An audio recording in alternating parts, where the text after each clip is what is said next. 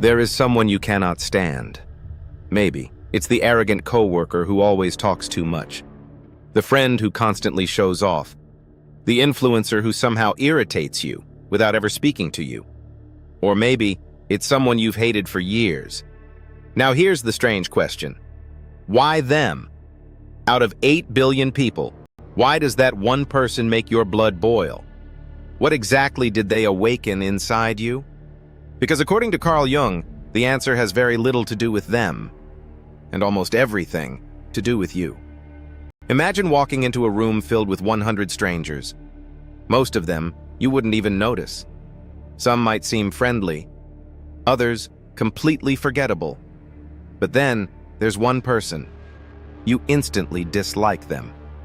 No conversation, no argument, no evidence. Just an uncomfortable feeling, almost as if your mind made the decision before you did. Most people call this intuition.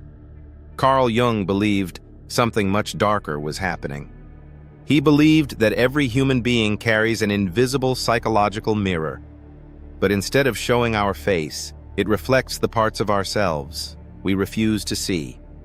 And every time someone unknowingly reminds us of those hidden parts, our mind reacts. Not with curiosity, but with judgment. We don't say, I see something uncomfortable inside myself. We say, I hate that person, and that's where today's journey begins. Because by the end of this documentary, you may discover that the people you hate the most have been trying to teach you something about yourself all along. Imagine, you meet 2 people on the same day. The first person is confident. The second person is also confident. Strangely, you admire one and hate the other. Why? If confidence itself were the problem, you would dislike both. But you don't. So what changed? The answer isn't outside you. It's inside you. Carl Jung spent decades listening to people describe the same mystery. I don't know why they bother me. There's just something about them. I can't explain it. I just don't like them. Again and again and again. Eventually, Jung noticed a pattern. Human beings rarely see other people as they truly are. Instead, we see them through the unfinished parts of ourselves. He called this projection. Projection is one of the mind's most powerful defense mechanisms. Instead of allowing you to see a painful truth about yourself, your unconscious quietly places that truth onto someone else. It's a psychological shortcut, because blaming someone else hurts less than questioning your own identity. Imagine standing in front of a dirty mirror. You notice dark stains. Without thinking, you grab a cloth and start cleaning the face reflected in the mirror. Of course, nothing changes, because the dirt was never on the reflection. It was always on the glass. Projection works the same way. We spend years trying to clean other people without realizing the distortion lives inside us. Think about the person who constantly annoys you. Maybe they're ambitious. Maybe they're loud. Maybe they're selfish. Now ask yourself something uncomfortable. What exactly about them makes me emotional? Not, why are they wrong? But, why do they affect me this much? Because emotion is often the clue. Indifference doesn't create obsession. Hidden conflict does. Jung believed that whatever creates the strongest emotional reaction deserves the closest attention. Because sometimes, your greatest enemy is simply carrying a trait you secretly rejected in yourself. Not because you're a bad person, but because, at some point in your life, you learned that part of you wasn't acceptable. So you buried it. You forgot it. But your unconscious never did. Here's where it becomes dangerous. The longer a quality stays buried, the stronger your reaction becomes when you see it in someone else. That's why 2 people can watch the exact same person and have completely different opinions. One sees confidence. Another sees arrogance. One sees honesty. Another sees disrespect. The person didn't change. The observer did. And this raises a disturbing possibility. What if the people you dislike the most aren't revealing who they are, but revealing who you are afraid to become? Have you ever noticed that the people who trigger you the most are often the people you think about the longest? An argument ends, but the conversation keeps playing inside your head. Hours later, sometimes even days later, you're still imagining what you should have said. Why? Because your mind isn't fighting that person anymore. It's fighting something inside you. Imagine a man who spends his entire life trying to be the nice guy. He never says no. He avoids conflict. He puts everyone else's needs before his own. People praise him. You're so kind. You're so humble. You're such a good person. But deep inside, another part of him begins to grow. A part that wants to speak, to take control, to stop pleasing everyone. He ignores it, again and again, until one day he meets someone who says exactly what's on their mind. Someone confident, someone unapologetic, someone who doesn't care if people approve of them. And instantly, he hates them. He calls them arrogant, selfish, rude. But is that really what he sees? Or is he looking at the freedom he never allowed himself to have? This is what makes projection so dangerous. It doesn't just change how you see others, it changes how you see reality. Your unconscious edits the story before your conscious mind even reads it. And once that story feels true, you defend it, even if it's wrong. Think about jealousy. Very few people admit they're jealous. Instead, they say, they're overrated. They don't deserve it. They probably cheated. Those words feel like opinions. But sometimes, they're protection. Because accepting someone else's success might force you to confront your own fears, the dreams you abandoned, the risks you never took, the life you postponed. It's easier to criticize than to ask yourself, what if I'm afraid to try? Jung believed everything you refuse to face doesn't disappear. It simply changes form. Ignored anger becomes bitterness. Ignored fear becomes control. Ignored sadness becomes emotional numbness. Ignored ambition becomes resentment toward ambitious people. The unconscious always finds another way to speak. The question is, will you recognize its voice before it starts making decisions for you? What if the people you admire are also revealing your shadow? Most people believe the shadow contains only darkness, anger, jealousy, hatred, greed. But Carl Jung believed something even more surprising. Your shadow also hides the parts of yourself you were never allowed to become. Imagine a little boy who dreams of becoming an artist. Every afternoon, he fills pages with drawings. Until one day, someone laughs. Artists don't make money. Get a real job. Slowly, he stops drawing. Not because the dream disappeared, but because it became unacceptable. Years later, he watches someone else build a career as an artist. Instead of feeling inspired, he feels something else. An uncomfortable pressure in his chest. He tells himself, they're just lucky.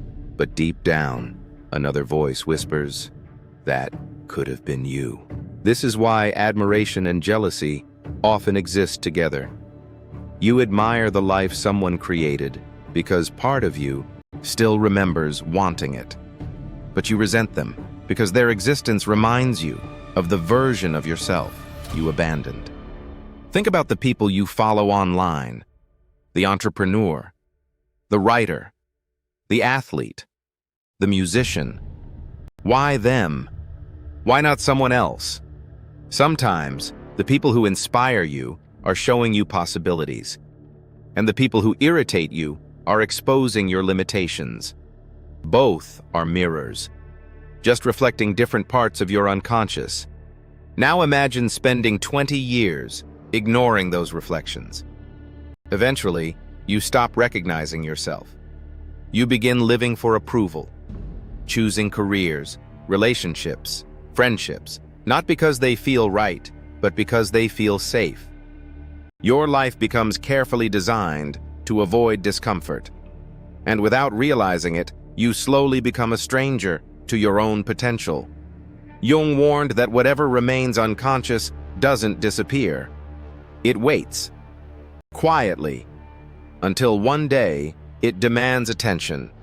Sometimes through anxiety, sometimes through depression, sometimes through a sudden feeling that something is missing, even when life looks successful from the outside. This is why so many people say, "I have everything I thought I wanted, so why do I still feel empty?" Because success cannot replace authenticity. You can build the perfect life for someone else's expectations and still feel like you're living someone else's story. Here's the uncomfortable truth. The people you judge, the people you envy, the people you admire, they are not just random characters crossing your path.